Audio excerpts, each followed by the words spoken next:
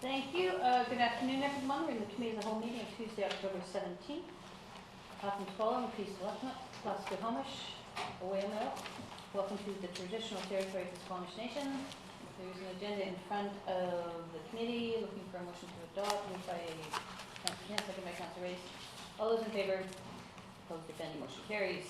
First up, we have Miles Randall from the Team Aeromedical Society. Come on up. Thank you everyone for having me today. I'll introduce myself in a moment. I'll play a little video just to let you know. Yeah, you do have to sit, otherwise the microphone doesn't pick you up. Okay, sounds good. Thanks. So thank you very much. I'm actually here today to ask you guys for a letter of support for our medical society that we're building in Squamish. I'll tell you guys a little bit about it after I do a quick video.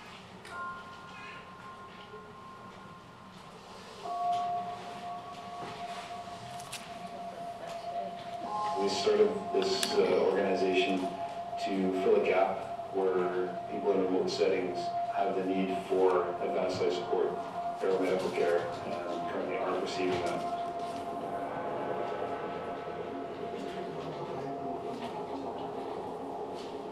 We've collaborated with Blackcomb Helicopters. We've seen the benefits of rescue helicopters throughout our years of doing just that, and to combine that with the idea of highly trained, advanced medical personnel on board, it's the next evolution in air rescue services in Western Canada. We're very excited to be part of the team.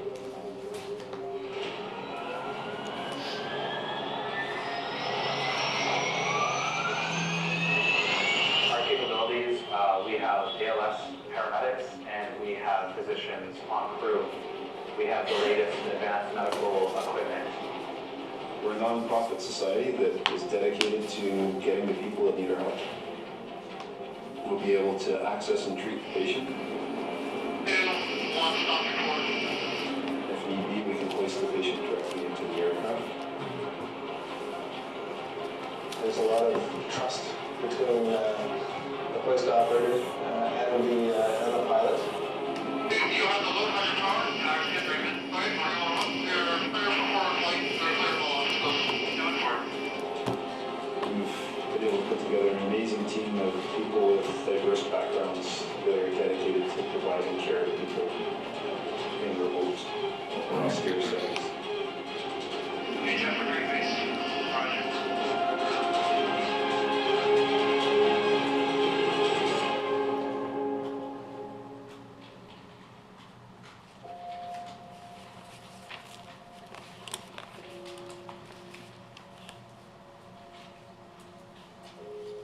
Now that I've hopefully got your attention, Thanks, man.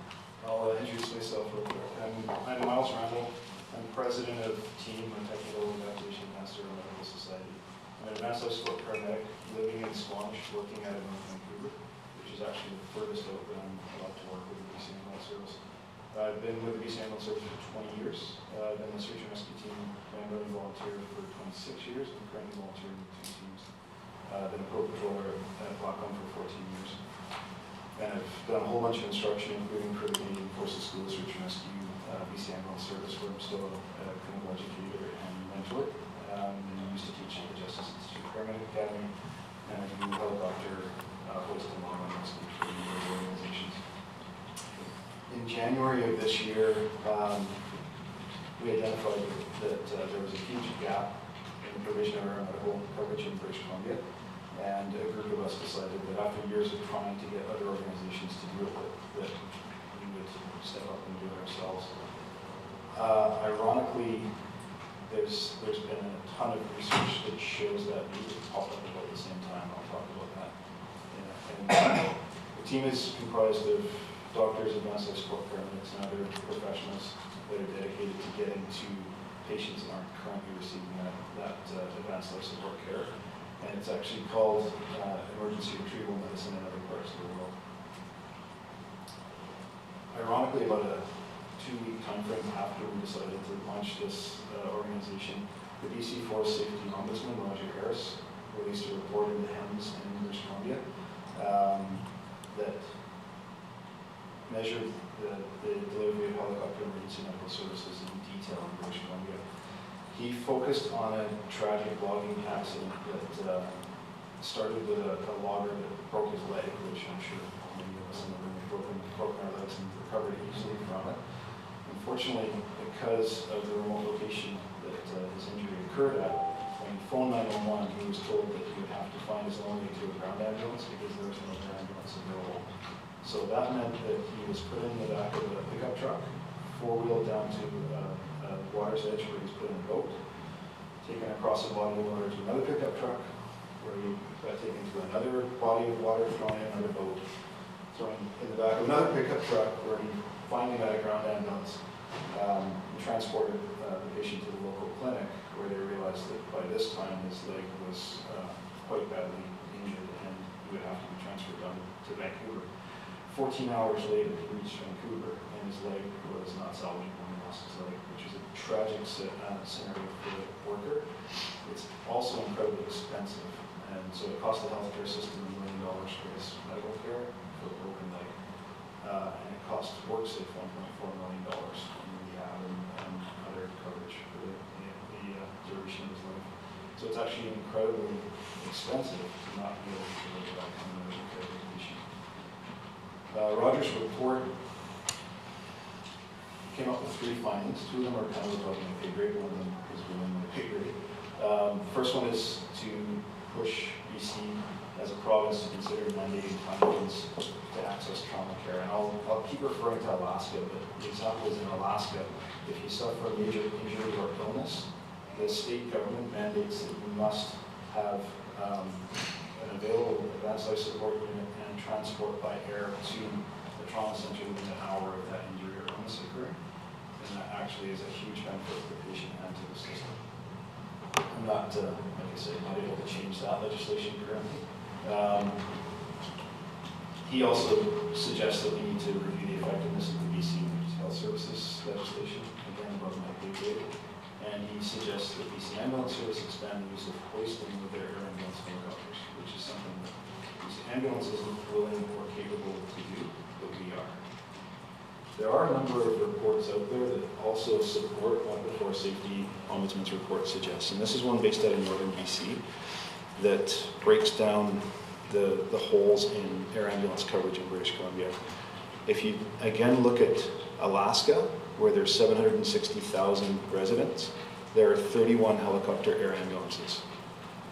If you look at British Columbia, where there's 4.6 million people, there are 4 helicopter air ambulances, and none of them are capable of hoisting. I've become a bit of a numbers guy. I'm not really normally a numbers guy, but since I started building this organization, and I was able to determine that in Alaska there's 1 helicopter air ambulance for every 24,000 people. In British Columbia there's 1 helicopter air ambulance for every 1.15 million people.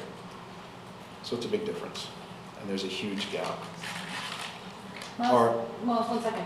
Councillor Shaw? Just on that statistic, did you break it down at all via how many people working in industry and an air ambulance per, the statistics, like how many people are working in industry or in remote locations in Not- British Columbia compared to the Yukon? Not specifically, like compared to Alaska or the Yukon? Yeah, No, not specifically. sorry, Alaska. But I can definitely dig that up if you're looking for numbers. That's just would have been another person would be really interesting to see if it's industry related, the support and financing. And that's something that I'll delve into with our funding model for sure.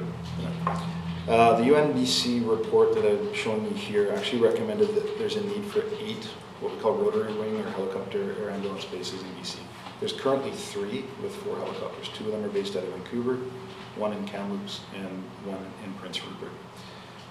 Our long-range plan is to start with Team 1 in Squamish and Whistler, and then eventually establish 5 other bases across the province. You can see from the map, there's a little hard to see with the lighting, but from Squamish we can reach Sun Peaks in Kamloops and get to Port Hardy without having to refuel. So it's quite a range that we have from here. These are the reasons that we decided to create the organization. First of all, there's a number of reports out there that show that helicopter EMS is needed to be increased dramatically across industry, rural communities, and remote settings in British Columbia.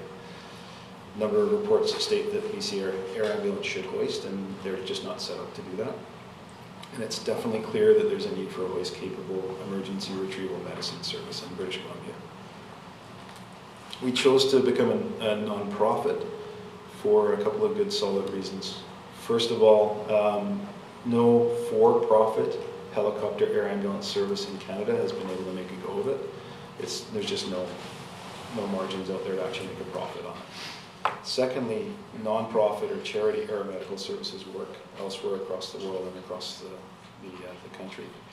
So we modeled the team after a couple of different services. One is called Westpac, which is based out of Australia and New Zealand, and it covers the bulk of both of those countries. Ironically, we've had people come from Australia to try and help us build the organization here because they see that the need is so great here. They've been doing this in Australia and New Zealand for about 30 years. So we're actually 30 years behind the rest of the world. Westpac is not technically the name of the air rescue service, it's actually the name of a bank, and that's their biggest financial supporter. But they're so well known that they call it the Westpac Air Rescue Service. In Alberta, Manitoba, and Saskatchewan, there's an air ambulance service, which is a bit different than what we're proposing. This is just a straight air ambulance service, which is very similar to what BC Ambulance Service does. So there's no hoist capability, but we had to look at STARS for their funding model because they have an excellent funding model. They're fantastic at fundraising.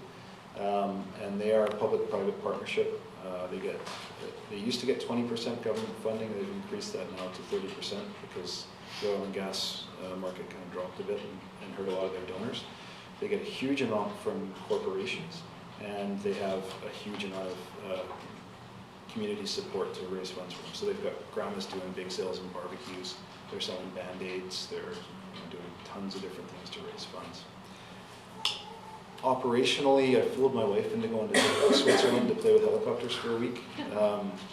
And so we went to Air Zermatt, which is far and away the best aeromedical service in the world. And these guys opened their doors to us so we could see their operational model. Their funding model is quite different, and it's not a funding model that we can approach, but their operational model is outstanding, so we learned a ton from them. When we approach donors such as major corporations, these are the benefits to their support. It's increased safety for their workers and the people in the community, decreased mortality, decreased pain and suffering. It's a much shorter recovery time for patients if they have advanced life support medical care provided early and then they get transported to the appropriate hospital rapidly. It helps workers and the industry meet and exceed WorkSafe BC regulations, and they can share that cost because the cost of meeting WorkSafe BC regulations is pretty prohibitive. And it's an excellent bit of community PR to be able to give back to the community and support a local aeromedical service. For government support, and for this I'm more referring to provincial government support, but for every life-altering injury or illness, rapid advanced life support care and transport reduces healthcare costs by $1 million. And WorkSafe BC also reduces their cost by about $1 million per patient. Do you guys have any questions at all? I think we'll save them to the end. Oh, we're at the end. Yep. Any questions for Miles? Yeah, Councillor Lake. How does this interact with the SARS teams? So this is a very different setup than search and rescue, although most of our members are search and rescue team members, myself included. This focuses on the aeromedical component, and we're really following what the BC Forest Safety Ombudsman report suggests, which is that in remote settings, whether it's a remote First Nations community, a remote work site, whatever it may be, that advanced life support care and helicopter transport via hoist and rapid transport to the appropriate facility. That's what we're focused on. We're not focused on search and rescue. So But if they need, we can they definitely call help. Yeah, we can definitely help. Our intention is not to take anything from the search and rescue teams. And again, because we're all search and rescue volunteers, we really respect what they're doing, and we don't want to step on their toes. But if they need our medical assistance, we're happy to help them with that. I thought if you could just explain for everyone the difference between a long line and a hoist. So, having done both long line and hoist rescue, when it comes to technical rescue, sometimes a long line is a better tool, and when it comes to medical care and sometimes technical rescue, the hoist is a better tool. They're two very different tools. What's currently being used by, for example, the search and rescue teams that I work with is a fixed line, long line system that we call HATS. There's about 6 different names for it, but and what happens is you'll take a given helicopter, you'll have to rig it to do the rescue component of the long line, and that means usually taking the doors off, adding all the rigging, and that aircraft is now completely dedicated just to that long line rescue. And so, according to Transport Canada regulations, it means that you have to fly under the aircraft for the shortest time possible. So that often means using 2 or 3 different helicopters to get a patient from the accident scene to a staging area, into another helicopter which has the doors on and a stretcher, to then go meet an air ambulance. And I'll use an example of someone that fell off Sky Pilot a couple of years ago.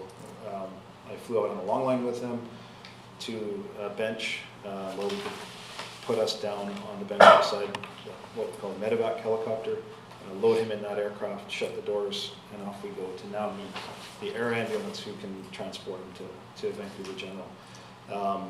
So the long line tool is a great tool, but when it comes to providing medical care, the hoist is often a much more efficient tool. And so with that hoist there, we can hoist a guy my size down, or the 2 of us even, in a matter of 30 seconds. We'll hoist somebody down about 200 feet, be able to get to the patient, provide our medical care, hoist them back up into the aircraft, slide the doors shut, and we can fly right to Vancouver General.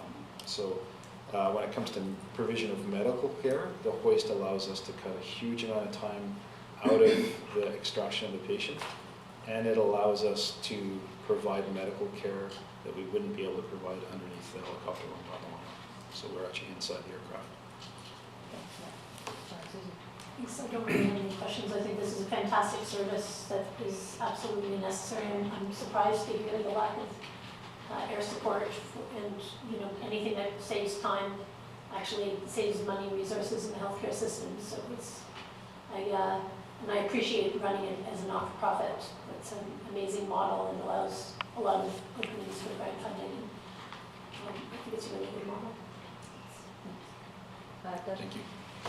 Yeah, I was just curious about going forward. I mean, we're being asked to give our endorsement and support. Is that for the province, or is that for donors, or both? And where are you with the province on this? It seems probably the first step, I guess, to get them on side. So we've met with various ministers with the province. They've given us verbal support. Obviously, it's taken some time because the dust is still settling from the elections. The Emergency Preparedness Minister agreed to help champion our cause. And the Health Minister is just setting up a meeting to talk with us about it, as well as the Minister of Labour and the Minister of Mining. It's interesting that because of our funding model, it reaches across a whole bunch of different ministries, so we're able to share the cost with not just the Health Ministry, but emergency preparedness, mining, all the different resource sectors and industry sectors. So we're in the process of negotiating with government to get their support. So far it seems really positive. So. And have you got a charitable number yet with CRA? We're working on the charitable number. We're a not-for-profit while we're waiting for the paperwork to come through. How far does your jurisdiction go? Like, how far out would you go to a rescue or a medical rescue? We can go pretty much as far as you can go in a tank of gas, which is for us to be able to fly to someone and fly back without refueling. We can get to just past Kamloops or Port Hardy, going in that direction. Chilcotin's to the north, and we can get into the States, but they don't really like us doing that. So we'll stay away from that one. So it would be based in Squamish, but it would have a larger jurisdiction than just the Squamish area. Are you pursuing some letters of support from Whistler and other places as well? And we are, although we're covering a large area potentially, being based out of Squamish, our intention once we're fully funded is to have one dedicated air crew and helicopter ready to go at any given time in Squamish during the day. And then we'll have a call-out crew that's on backup with another helicopter and another air crew. So Squamish will actually benefit a ton from having the crews based here. I support this for sure. I think there's a real need for it. I have a few friends who would probably still be with us if they had access to that. So. Awesome, thank you. So there's a recommendation that we provide letter of support for the Team Aero Medical Society. And moved by Councillor Ray, seconded by Councillor Kent. I think we've all spoken to it, and you guys came in and presented. I'll call a question, so I know I'm speaking on something and you've heard them. All those in favor? Opposed? Motion carries unanimously. Yeah, highly supported and look forward to a real positive cooperation and collaboration with staff and other emergency responders and success in getting your team together. Thank you very much. This has kind of been a dream of mine for 20 years, and I'm amazed at how far we've come in just 9 months, and support from people like you really definitely helps. Thank you. Thanks, Ron. Patty, do you have to switch up the computers? Okay, why don't we take a 2-minute break? Thank you. We're back in our community hall meeting, and next up on our agenda are staff reports. We have update on our community carbon marketplace. And I'll pass it over to Kate. And this is their second time at council, so now we can know what parts. Just kidding. All right, so the community carbon marketplace update.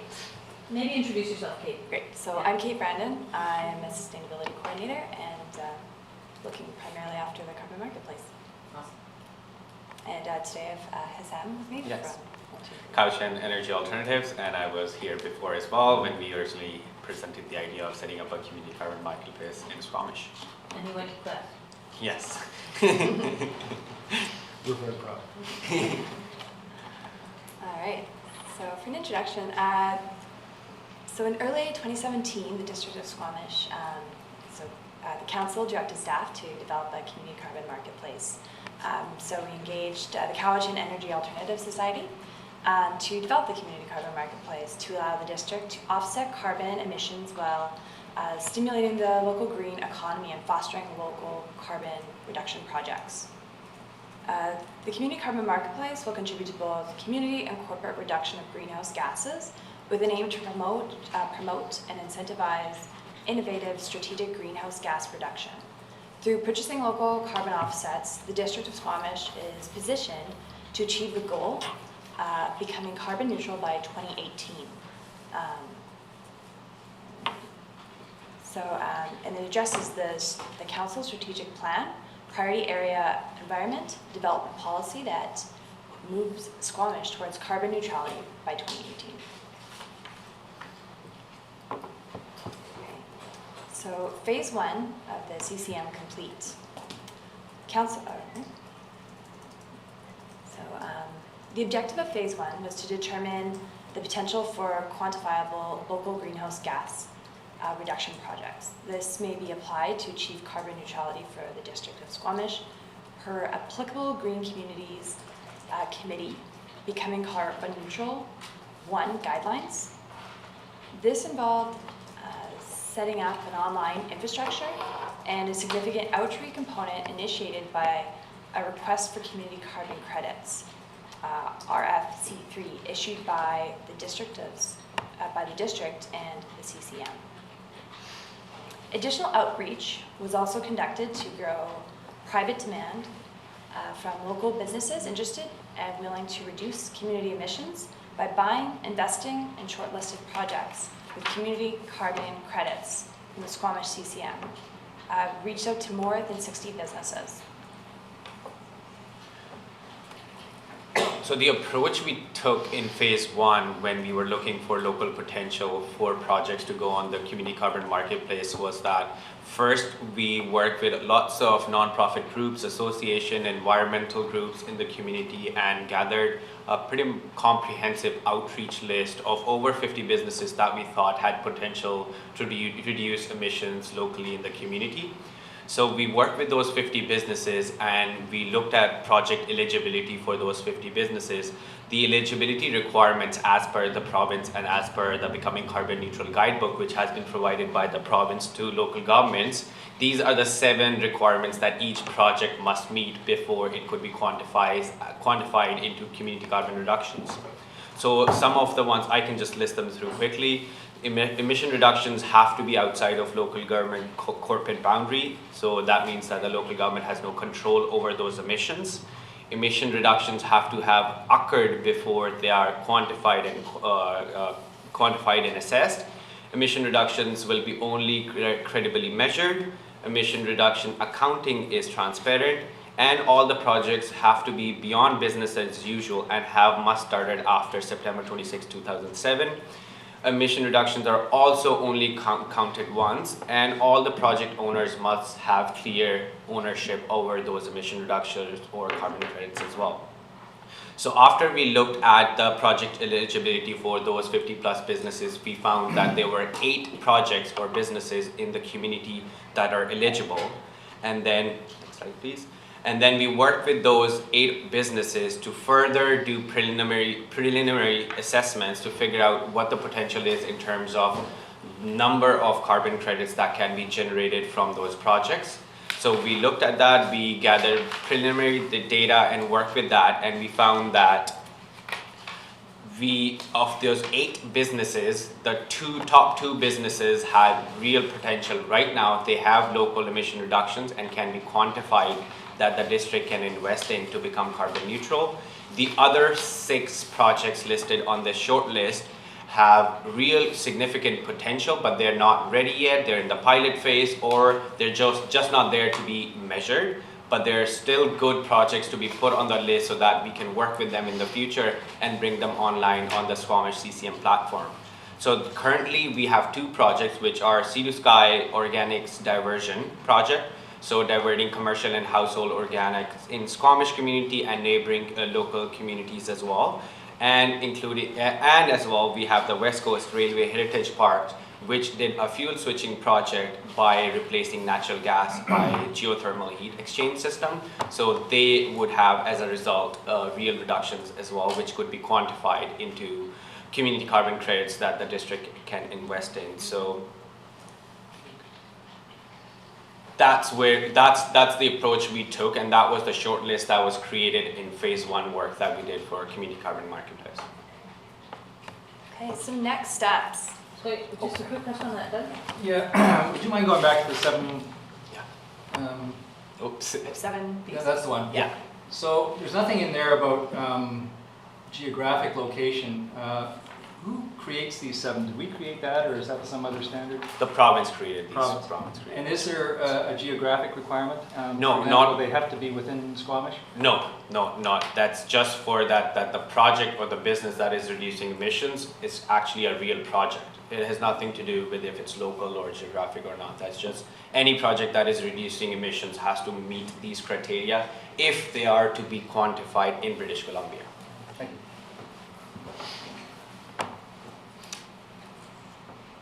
Okay, for next steps. So we'll continue with phase 2, detailed greenhouse gas reduction assessments. Private enterprises will self-fund their detailed assessments. In select cases, district staff may pre-buy credits from smaller nonprofit organizations who fund their detailed assessments. Once available, and upon approval of the 2018 budget items, staff will purchase offsets to become carbon neutral for the years of 2015 and 2016. Any surplus credits will be made available for purchase by the public on the Squamish CCM platform. And we can show how it would look like once it's and just developed. to clarify that, and I'm a little curious why 2017 isn't in there. But we had said we would quantified it yet. retroactively become carbon neutral once we set up the market. Yes. Okay. So we'll give you a little snapshot of what the marketplace can look like.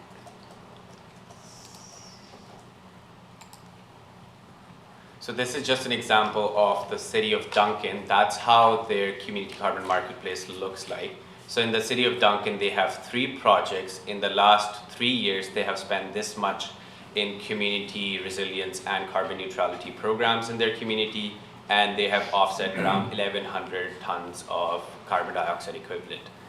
And the project, so right, this is just a call out that this is how it is showing right now on the Squamish Community Carbon Marketplace, because it's just a landing page with information for projects, which they can then, once we have credits available and listed, this is how the marketplace would look like. So there will be projects listed with prices and what is available, and anyone would be able to just go on it and buy credits if they want to. Example of one project in the Cowichan Valley in Duncan. What's the difference between compliance credits and voluntary credits? So local governments are part of the voluntary market, and then there is a market above the voluntary market, that is the regulated market. So all the provincial entities and public bodies, they are mandated to become carbon neutral, they don't have a choice. So any credits that are created in that market are part of the compliance market, and they go through a little different regulations and mandates.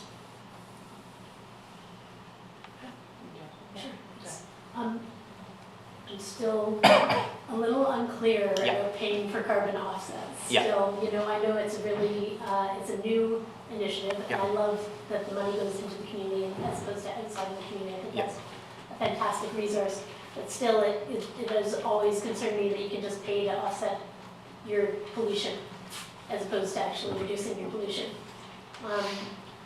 Can you go back to the list of businesses? Yeah. There, let's move to slide 6.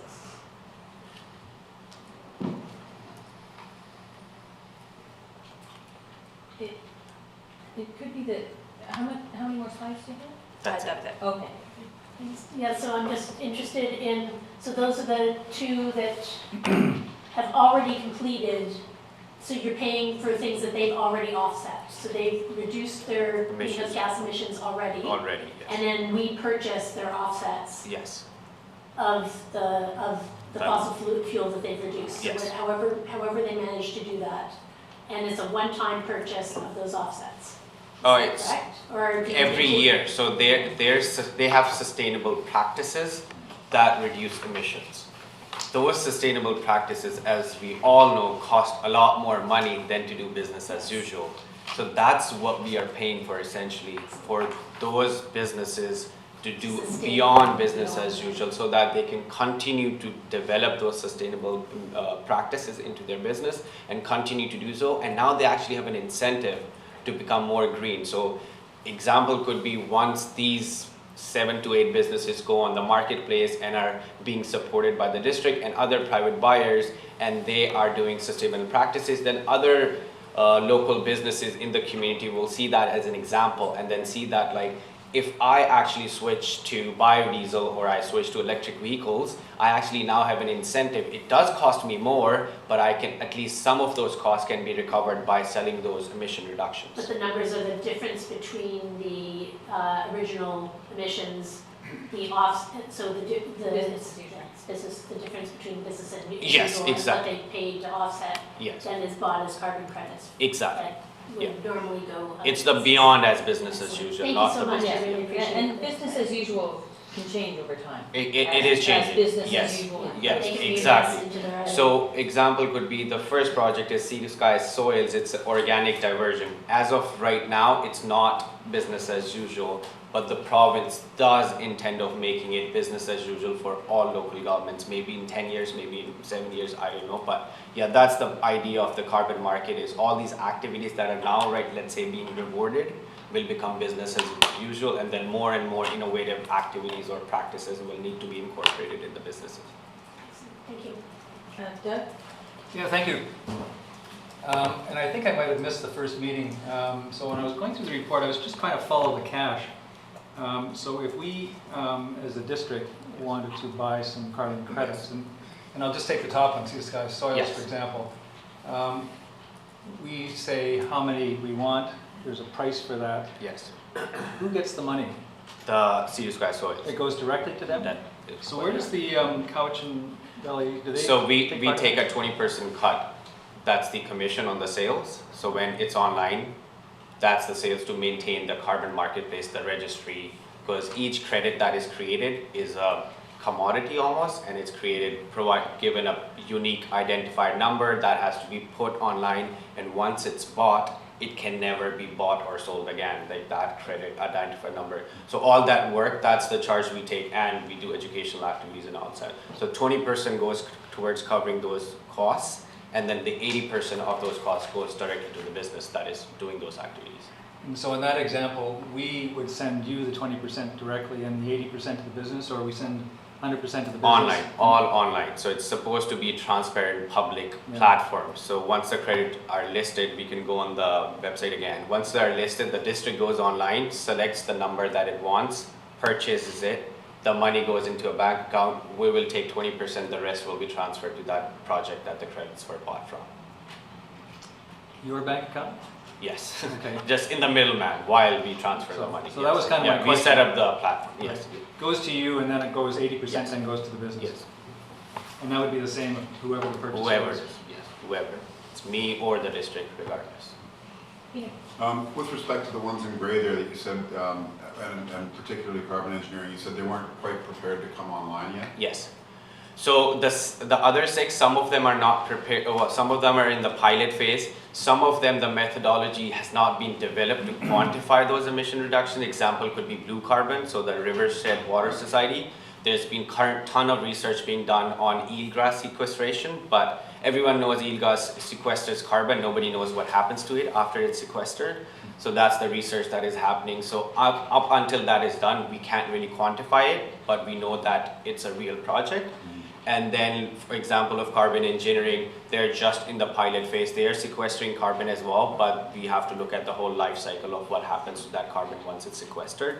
And they're right now just in the pilot phase. They plan on going live, I think, in next year, 2018. Look forward to seeing their data. Yeah, same year. Karen? The report suggests there's some flexibility on the carbon price, so we Yes. know it is going up to $35, Yeah. but you said there's opportunities to Negotiate. pay more, but also the report suggests that sometimes it's lower. Yes. So as of right now, there's a surplus of credits in BC market. So there is a room for negotiation because you can always go to someone else. That's the negotiation room that we have. The standard average price is $25 a ton or per carbon credit. It goes up to $35. It goes as low as $2 if you buy it from India. It depends. So it's like some people pay more because they really want credits from that, and there's only limited credits available from that project. So they will pay more to get those credits. And some don't care. They just want credits. So they will try to find the cheapest one available. But there is room for negotiation and agreement that works for everyone. Can I follow up? If there's a community project that would be valuable in terms of providing offsets, is it possible that we would negotiate with them a higher price at the beginning? Yes. So example is we are also working with Comox Valley Regional District. It's their 3rd year and they're still trying to find local projects. And luckily, like Squamish is progressive enough that there's 8 with potential. They had none in the first couple of years. They just came up with one. Just so that they can bring a project online, they're paying up to $50 to $60 a ton so that they can invest in a project, create an example, and then they can reduce the cost of some, but they're paying up to that price for what they're getting back in return, just so that they can bring some local projects online. Any more questions? Any questions for anyone in the audience? Yeah, go ahead, Susan. Thanks. That makes me think that since carbon is a global phenomenon, if there aren't projects, is there other ways we can bring, bring in the SLRD or like outside of Squamish that is still in the regional area, like maybe a Sea to Sky area that we can buy? There's, since, if you know, Sea to Sky Soils is just so, yeah, exactly. So Yeah. it's regional, it's all. It's regional, so it depends, like Squamish is wanting to create local projects, so that's why we were looking at the local aspect and regional projects in this community, first starting with the Squamish community, but then there are some projects in Whistler as well that we can also look at, but again, it depends what we want to look at. So when we were doing our outreach, it was typically in the community of Squamish Valley. That's what we were looking at. and similarly, if the RMOW or if the SLRD want to offset their They will do carbon, the they same, can yeah. buy it on our marketplace. Yes. exactly, yeah. It's for everyone, whoever wants to go on it. Thank you. And it's not just governments, it's No. individuals, it's Yes. corporations, it's Yes. businesses. Yeah. So curious, what's the next step in terms of continuing to educate local and regional companies and keeping them aware of the program and getting to think about next steps for themselves? So we have this, so we have a list of 50. So of those 50, we found that 8 are eligible as of right now. And of those 8, 2 have real reductions as of right now. So 2, our next step is to quantify those reductions and figure out how many there are. The 6, we want to keep working with them, keep fostering them, and come, let's say, next year, we want to check in with them and figure out where they stand right now, either they're in the pilot phase still, when do they plan to come online, or if they already have reductions available that we can quantify, so we can put those on the marketplace as well. So let's say come 2019, the district now has 6 projects that it can choose from rather than just 1 or 2. So that's our aim, to keep working with that list of 50 businesses, or even more new businesses open every day. Any business that has potential, to bring them up online. So we will keep slowly working with those potential as well. And we'll be engaging with the economic development team for new businesses interested in coming to Squamish to provide this information to them. Good. Yeah, just, and you might have sort of already answered it, but maybe not quite clear enough for me. So you're the body that qualifies or screens these different Yes. things and helps Yes. people get to that. But from our perspective, if we go to one that's on your website Yeah. that you've screened, Yeah. then 20% is yours Yeah. and 80% to the other. Yeah. But we are free still to go to a Web. business in Alberta or wherever, Yeah. some other Yeah. part of the world, Totally. to buy the credits if Yes. you wanted to. Yeah. It's completely up to the district what it wants to buy in terms of credits, if it's buying credits or how it wants to become carbon neutral. And my understanding is every carbon marketplace has administrative costs Yep. embedded in the price. And we're a non-profit too, and if Yeah. that 20% is, I can show you our costs. We've never made a cent in profit. No. 20% zero, Just the right? amount of time it takes just to explain the Yeah. carbon market and how it works, I think our bank accounts is. And I didn't want to use the impression, I don't have an issue with that actually. I was just trying to, in my mind, sort of how it operates, so. Kate? Yeah, I just wanted to add and reinforce about how economic development is going to be working with the carbon marketplace. We did sit down and meet a few weeks ago just to discuss the program in general and how economic development can support the communications aspect and the education. So we're going to be looking at an event, maybe in partnership potentially with perhaps the Squamish Chamber, to invite members to come in and find out more, but also we're going to be working really hard for new businesses that are starting up, as well as businesses that are looking to grow, to supply this information and the education. So I just wanted to reinforce what Kate said. We did start that conversation, and we're really excited to see programs like this because they are incentives as well for our local business as much as they're doing good for our environment. Any more questions for Kate and Sam? Don't see anything, so, the next, just maybe quickly go over again, your next step is to continue to foster this relationship with the business community, as Kate said. And hopefully, early 2018, we can Yeah. actually Buy credits. buy credits, yeah. So as part of the 2018 budget process, you'll see an operational line item that will help continue fostering and communicating, et cetera, and also a new line item that we haven't seen before, actually purchase credits. So Yeah. that's part of the 2018 Yeah, right now, we're budget just putting it process. in a reserve. I mean, maybe this is through to Christine. Would we then continue to keep the reserve, or would we simply be a budget line item year after year? It's totally up to council. We can We can review discuss that it. in more detail in terms of what it is that you might want to do with carbon reserve. That reserve is fairly flexible with some of its uses, so Yeah. you might find there's still things that the municipality wants, and I don't think this necessarily precludes us from doing our own carbon. Oh, of course, Projects. that's another, we want. Right, so we don't always ultimately- have to offset best- if we're doing our own Yeah. project. Internally, Our bang for I a would buck is always. to continue to reduce our carbon Yeah. footprint. Yeah. Yes. Yeah, And just to follow up on that, we've worked with the finance group to put together just a rough sort of 4 or 5 year model that would start drawing that reserve down, doing capital projects of our own to reduce our emissions, as well as paying for credits and continuing to foster the marketplace. Awesome. Thank you very much. Thank you. Thank you.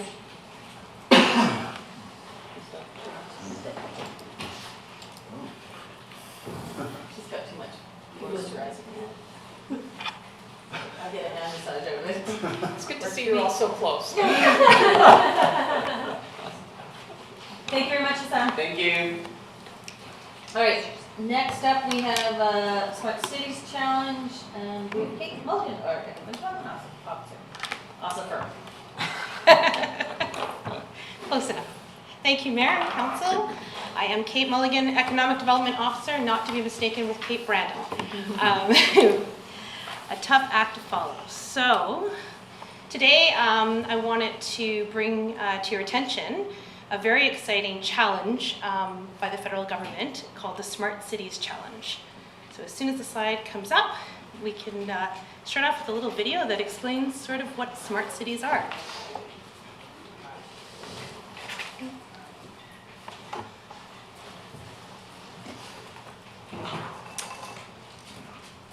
Not really sure. Does it need a restart?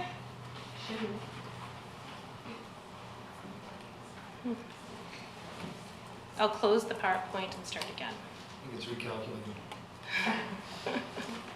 Not so. Oh, there we go. Look at that.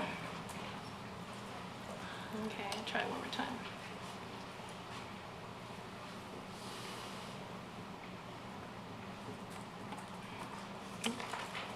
There we go. All right.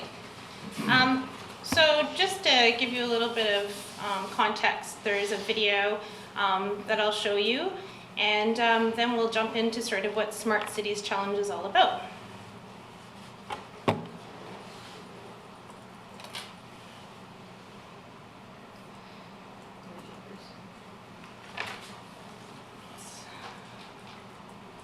Love working with cities and municipalities. They want to really understand how can technology and intelligent connectivity help them solve real world problems, like not having enough water, pollution, transportation, traffic, the ability to communicate and manage their overall network. And it all starts Not the with best just video. really understanding No, how not the at art is all. possible, Let me just just try changing the- the way that they think about their own departments. You're no longer the lighting department, you're the connectivity gonna department, because that light bulb. Close. I'm just trying to get it off there.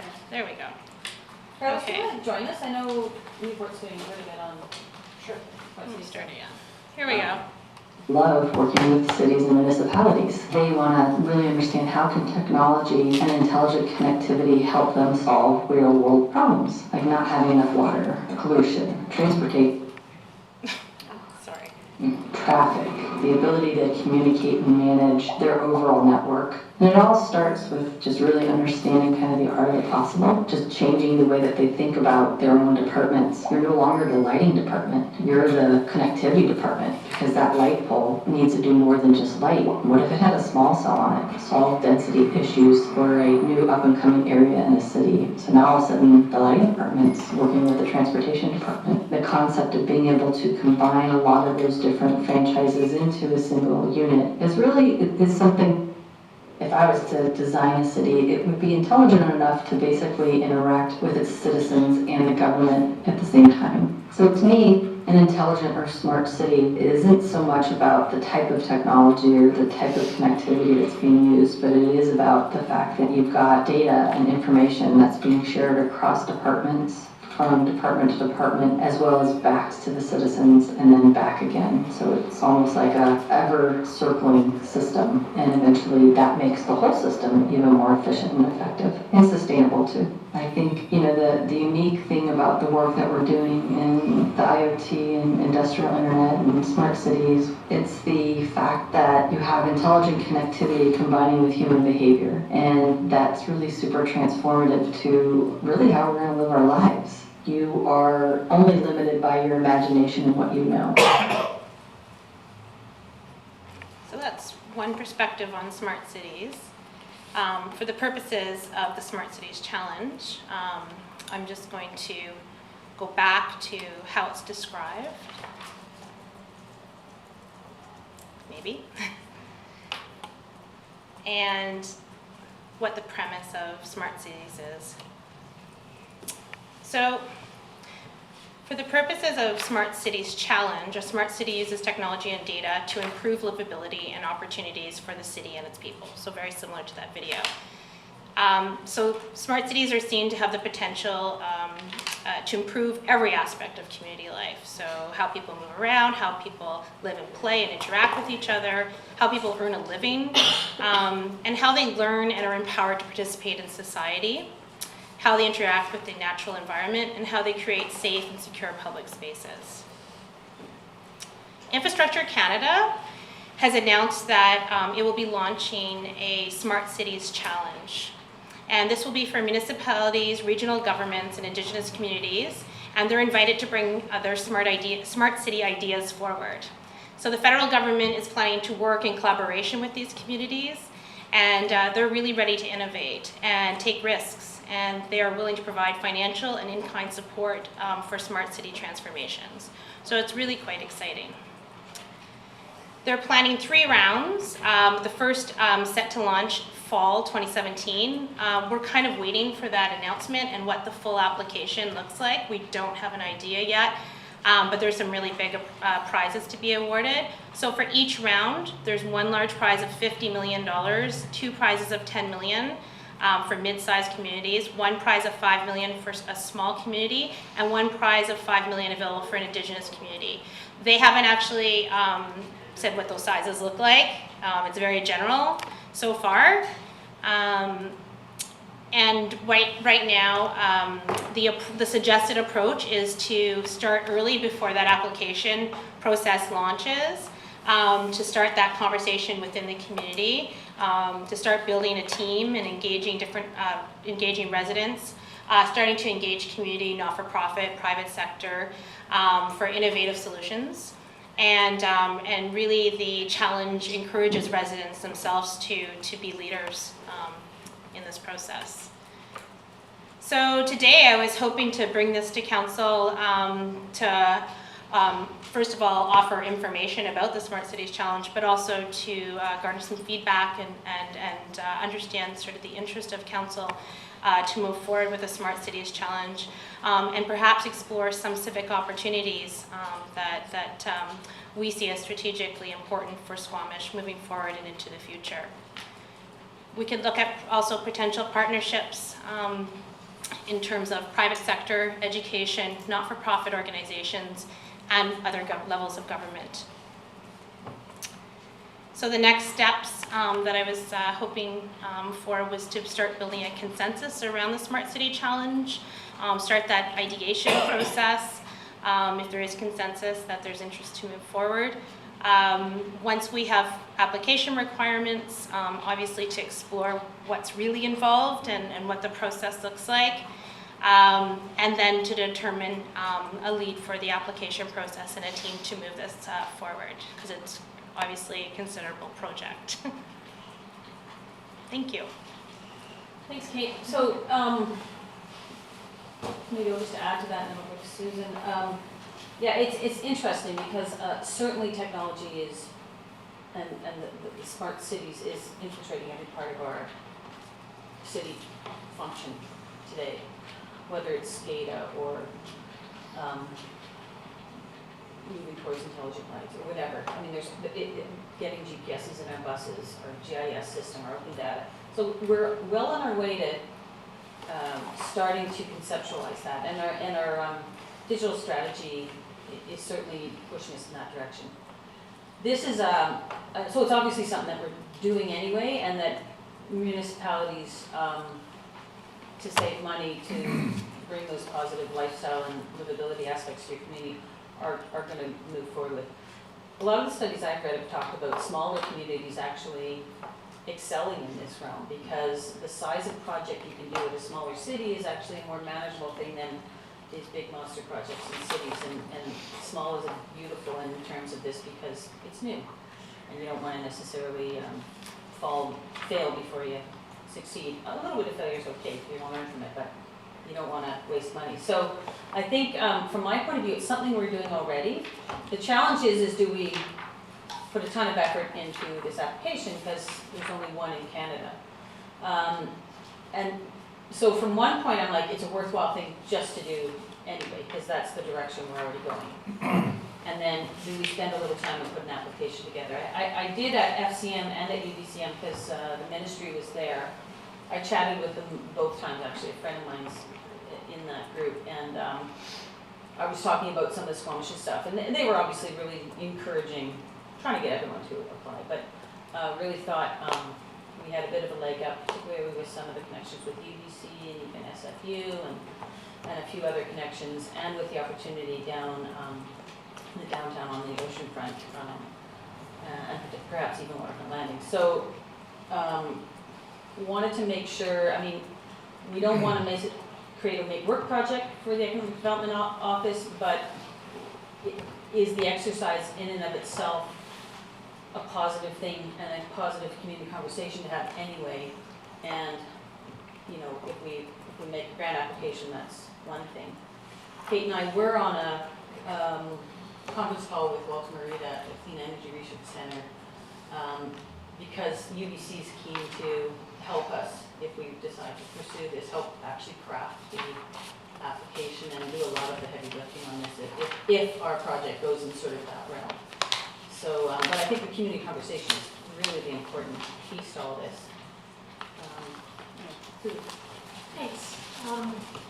This is, you know, for me, it's of course a worthwhile project. If we want to stay up with technology and really look at the future, you need to be looking 5 to 10 years down the road with technology. And if you don't keep up with infrastructure, which we're not quite doing, I mean, having GIS on a bus is nice, but it has nothing. It's a great way to interact with the public, but really the Internet of Things is going to change everything. I'm actually speaking on this next week at a meeting of the minds. I speak on AI, and we're going to IBM Watson. And the chief information officer in Cleveland, he's working on a project called One Community. And I think that would be a worthwhile thing to look at. And if there's any questions that staff wants me to ask, the entire conference is smart cities professionals from all around the globe working on large projects. Is this one in Oregon?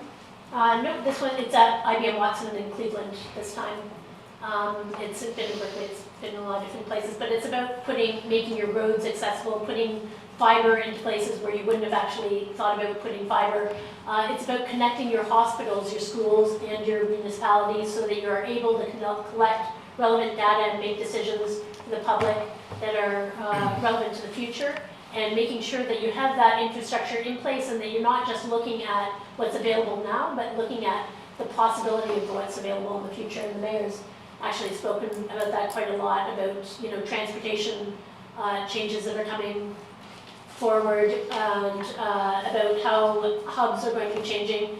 And when I'm in these groups, everybody's already moving towards driverless cars, but and you look at down in Vancouver with how they're doing car sharing, all those companies are losing money because they're looking forward to actually piloting Google driverless cars and having it be that municipal parking spaces are going to be used for the future.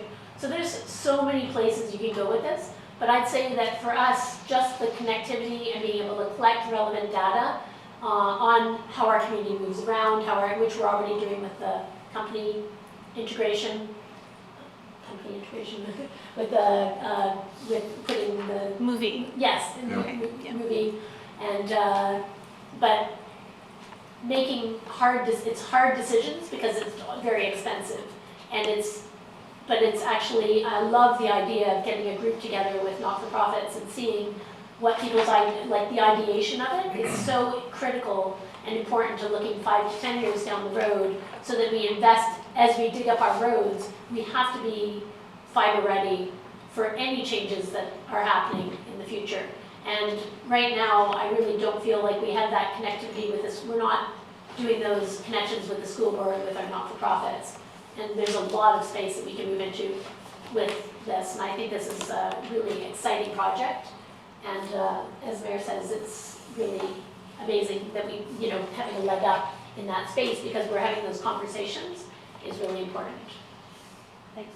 Doug? Thank you. I think I'm probably sort of where the mayor is in this, based on the recent comments. I think, a smart city is certainly a worthwhile goal, and I think that's what we want to get to. And so I'm more concerned about the competition and how that might assist or not, or take up resources. And there's, basically one prize for us. We qualify in one of those categories. And it's not like a grant where you do some work and there's going to be 50 different communities that share $100 million or something like that. Here it's kind of winner take all. So I'm wondering, first of all, if just the odds are sort of justify going to all the effort, or whether we just focus our efforts in doing that anyway, getting there anyway. I mean, the $5 or $10 million, whichever category it is, would be nice, but there's really a very small chance of getting it. And the other thing that I don't quite understand, maybe it's not clear yet because criteria hasn't come out, is whether this is for the next project, we have to identify and say this is what we want to do, or is this this is what we're doing now, how good are we, and the best one gets the prize. If I may, through the mayor, my understanding is that you're actually picking a project, and that leads to measurable change, like an actual transformation for the city. From the perspective of whether we're going there or not, perhaps aligning this with where we are already planning to go from a strategic perspective. I don't think I'm the person to necessarily identify that and bring it to council. I think that's a much larger undertaking, and that involves obviously some staff consultation in terms of maybe planning and engineering, as well as perhaps the community. So if we're already heading in that direction, is there a component of where we're heading that we could apply for this challenge? In terms of the application, as a next step, it'd probably be good to look at what is involved in applying once the criteria is up, and then decide whether or not it's actually something that the district would have the capacity to pursue and desire to pursue. Yeah, I mentioned it briefly at the chamber luncheon last week with the MP and asked her because they've been sort of out there promoting this thing with very little detail, and they kept saying the fall, and I saw them at UBC, I said, it's the fall. They're like, well, the fall goes till December 23rd. So it's hard to react to something because they haven't come up with specifics. I think they're still trying to figure out what those are. But I actually had a few people come up to me after the meeting and say, hey, if you're going to do this, I'm really interested in how we can help brainstorm for this and how, so I collected a few business cards for you. Go back to Susan and Karen. I'm wondering if a lot of our First Nations communities don't even have internet. That would be an amazing project. If we interact with with actually working with First Nations to see their needs as far as digital technology and how we can, maybe form a project around solving some digital issues in our community of people not being connected. And another project that might be worthwhile is they have done, and these are already piloted in the States, looking to the States for all these master projects that have gone on. They connected people that were on social services to who didn't have access to computers or web, to the web, and found that 98% of them were able to get off social services. That's an enormous number. That some of those projects are, just because they're lacking connectivity and lacking ways to interact, that they were able to access their healthcare resources, their counseling, at home without having to leave if they were transportation challenged. So looking for social services to interact as well, that may have ways to solve social issues and not just be the big, flashy stuff, but actually resolving social issues would be where I'd want to see this project go. Yeah, I mean, First Nation communities are eligible too, but I think collaboration and a variety of partners are going to hold a lot of weight in terms of the evaluation of it. So definitely conversation around engage the nations. I'm curious if, from Newport's perspective, they've got any projects in mind or have been considering? Yeah, I was going to go to Carlos next. Awesome, yeah, so for those that don't know me, my name is Carlos Zavarse. I'm a planner with Newport Beach Developments. It's 100% on our radar. So everywhere, it seems like sustainability was 10 years ago. Everyone's talking about smart cities now. We want to make sure with our development on the ocean front that we're not missing any critical pieces, especially because we're just about to start on a brownfield site and build the main road, and we want to make sure that when we build that main road, it has everything in it that it needs to have so that we can compete in this smart cities marketplace, because ultimately it's going to benefit our development in a big way. So there's actually a conference in Portland next week that 2 people from our office are going to. I'm one of those 2 people, and perhaps Kate, that's to be seen. We're seeing this as a real fact-finding mission. It's to figure out what we don't know, and to start kind of creating a comprehensive list of all the options that are there. You know, you look to the States, you look to cities like Austin, and they've got this incredibly comprehensive infrastructure-based smart cities list. I think there's real potential in Squamish, specifically at the ocean front, to look at some things on a smaller scale, and in looking at those smart cities initiatives, actually attract some new employment, some people down to the ocean front that can really use that area for research and development. So that's our main goal with all this, just to stay current. And if I just may add to that, I think what's kind of unique for Squamish is that we have such a large brownfield site, and that we could potentially build our smart city from the ground up, whereas a lot of other municipalities will be looking at retrofit. So I think that really provides a great platform for innovation, much more so than perhaps some of the other communities. So I think that does give us a leg up in terms of the challenge itself. Can I just ask, that $50 million prize, that's available to anybody? It didn't seem to have a size. It doesn't have anything that says that's associated. I think it's just the greatest idea, perhaps, you know. And then if you got the 50, you probably won't get the 5, and another community will get the 5. Let's just go for the 50. Let's just go for the 50. But it's interesting contemplating when we did the digital strategy, and if there's an opportunity to do some ideation with the community, is there's no loss in that. You know, even if we choose this time around not to proceed with the application, just understanding where the interest is in the community, the types of people that might want to be involved, the kinds of partners that pop up because they hear that we're doing that, like that's valuable to us as we grow. So yeah, I'm more interested in getting the ideas going, and when there's an opportunity to get some money behind it, great. There are three rounds, just to clarify, so maybe we don't make the first round once we see the application criteria, but maybe we decide the second round, which maybe is next fall, is where we want to, decide to go and or not. But that would at least leave us open to start the process early on, so that we do come up with a really great application. I suspect the criteria is going to be very people-focused, citizen-focused.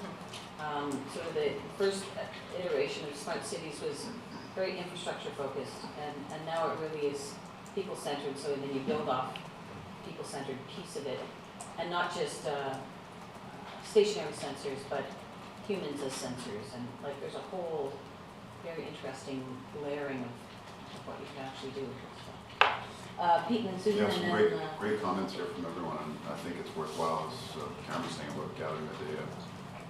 My other question was, you said you're going to Portland, and you were wondering about taking Kate along. What would it take to get her there?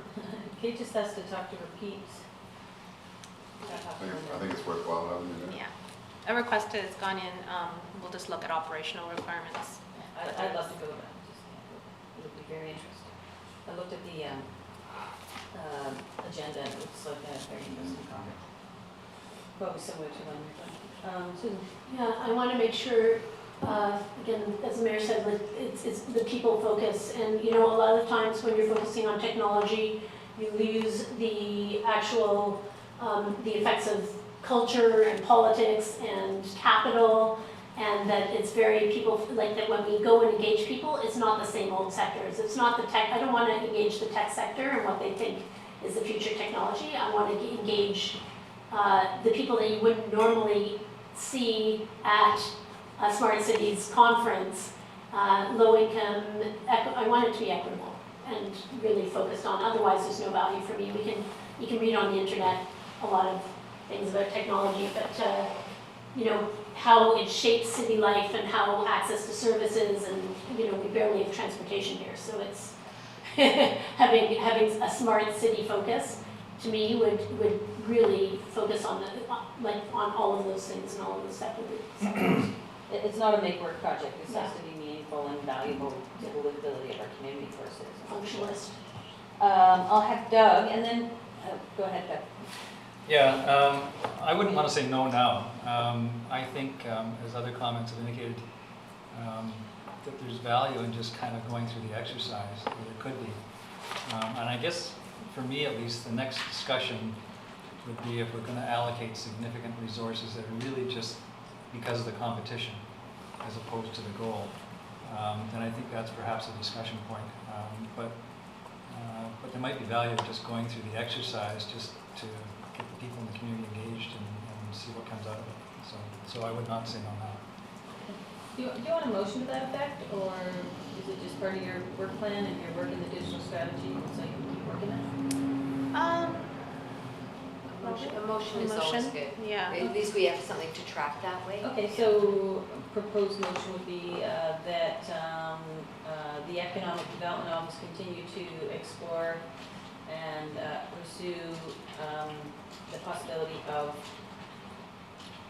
making an application to the Federal Smart Cities Innovation Program, or whatever it's called. I got the nod from Sarah. That was cumbersome, but okay. Second by Susan. Coach, you want to add anything, or? No, I think you've hit it there. I think it's a really exciting opportunity, and pulls in a real range of people and businesses and opportunities for people of Squamish. So we're really excited to learn more, because I think there's a lot that we don't know yet, and bring it back to Squamish and make the ocean front really awesome. Yeah. And then maybe if all of you go, we can have a follow-up later in the year and share some of those things. Awesome. I'll call the question. All those in favor? Opposed, if any? Motion carries. Motion to terminate. Moved by Karen, seconded by Peter. All those in favor? Opposed? Motion carries.